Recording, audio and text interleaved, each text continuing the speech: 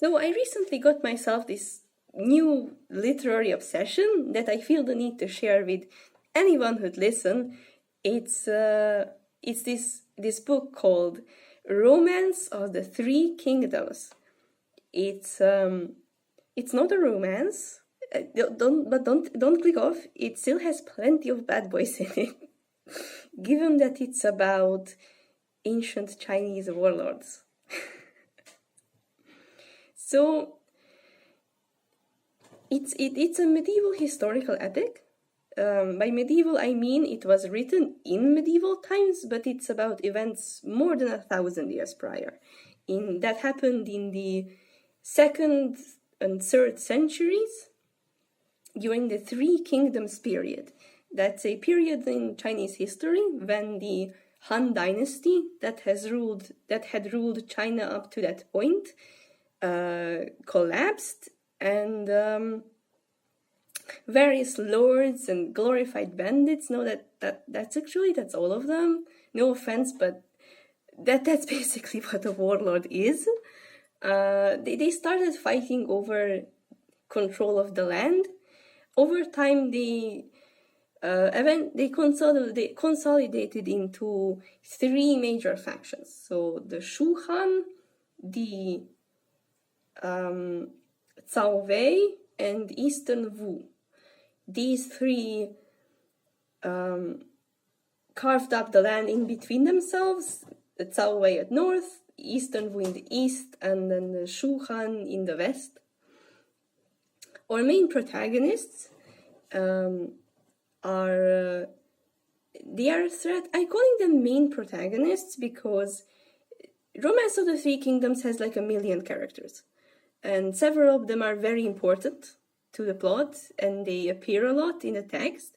But these 3 guys, they have the author's favor, in my opinion. They are the author's favorites, so I call them the main protagonists. These people, the main protagonists are a set of 3 sworn brothers.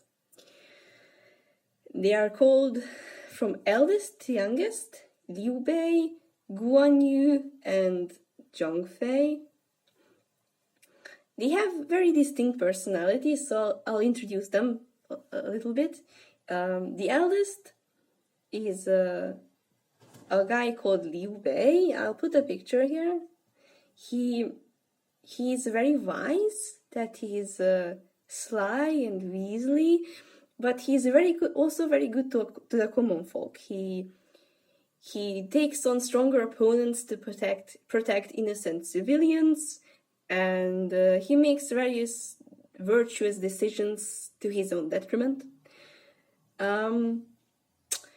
He also claims to be the descendant of the Han imperial family. Emphasis on claims, because it must not be a very good claim if it gets challenged like all the time. He also has notably big ears. And the second brother is Guan Yu. Guan Yu is a fierce warrior with a noble heart, and a loyal personality, and a mighty long beard, huge beard. And the third is Zhang Fei, who is a bad-tempered alcoholic. These characters, they sound like characters from folk tales, which they are real people. They existed. They actually existed in historical times, but this book was written based off of folk tales and folklore, and so yeah, there is a lot of stuff in here that is probably not real, like all the stories regarding sorcery and magic. I'd wager they probably did not happen, but the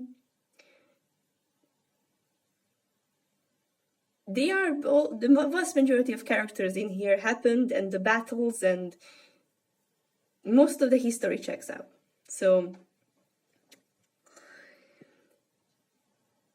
So these three sworn brothers, they set out to help beat down an uprising, a peasant rebellion called the Yellow Turban Rebellion. It's a peasant rebellion that broke out due to famines and high taxes and general government mismanagement and corruption.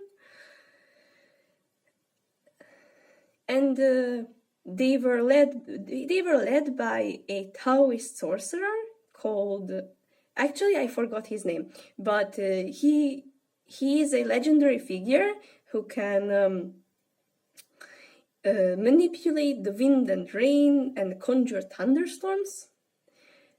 And his followers, his soldiers, all wear yellow turbans. That's why they are called Yellow Turban Rebellion.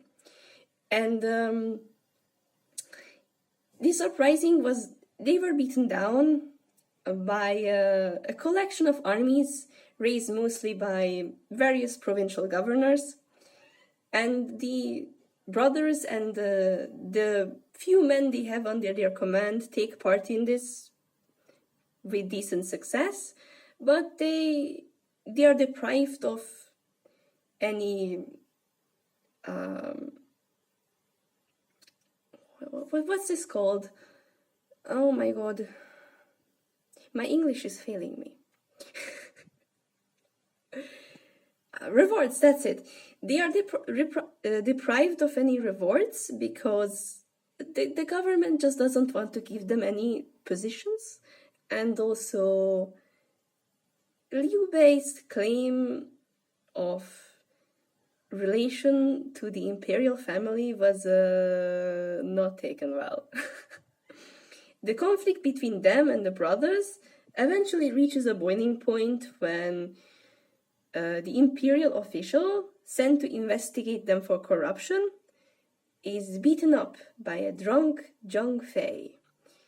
So they are forced to go on the run, but they don't stay on the run for very long because soon after that the government collapses. So remember what I told you about the Yellow Turban Rebellion being beaten down by a collection of armies raised mostly by provincial governors?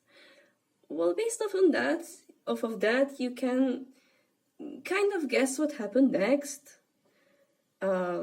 This uprising showed that the capital was unpopular and it was weak, while all these feudal lords got themselves huge armies that came back victoriously from battle.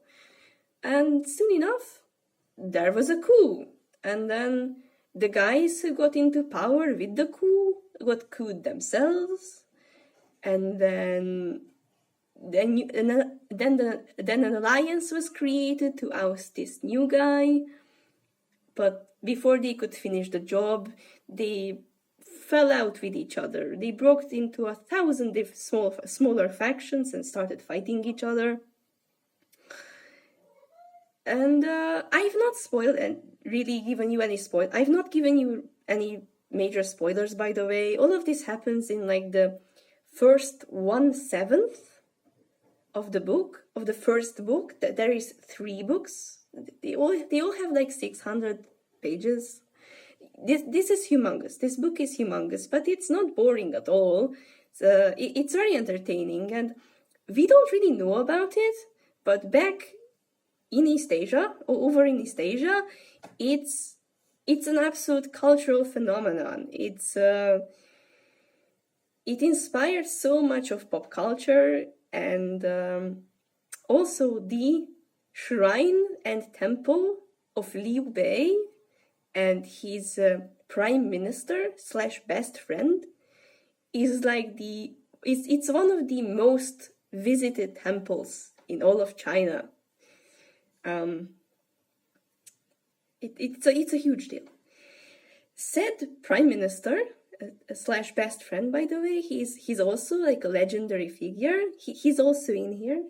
He's out of all of the characters in Three Kingdoms, he's probably the most folktale coded. He is very smart and cunning and very handsome and charming, and he's the best tactician, and he can do divination, and he can manipulate the weather. He solves all these riddles and difficult tasks that are given to him by his rivals and enemies. And he and Liu Bei are good friends.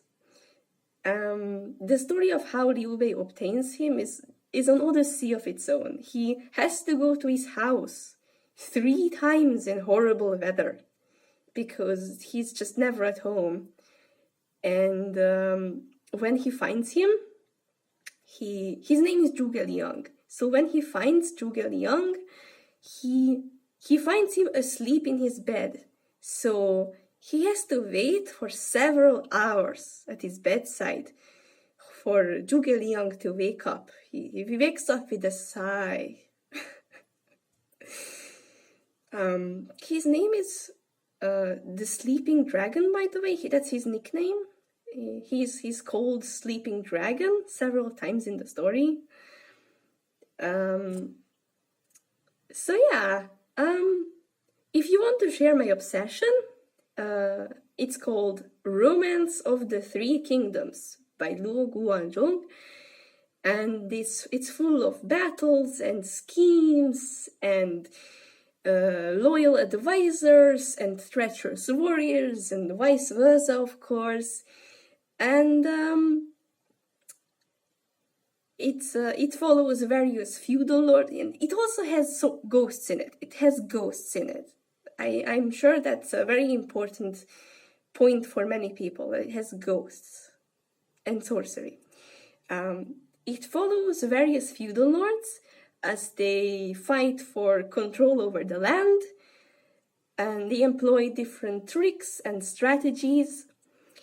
The only thing that I can really think of that could cause someone trouble reading this book is the names.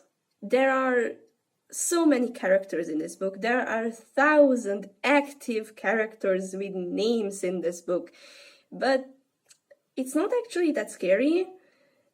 If you stick around for a few chapters, you will learn who the main guys are, who the most important, relevant guys are, and you will recognize them.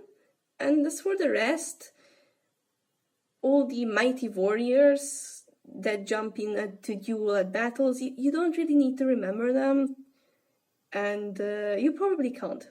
There's just too many of them. Way too many. So yeah, have fun reading. Bye!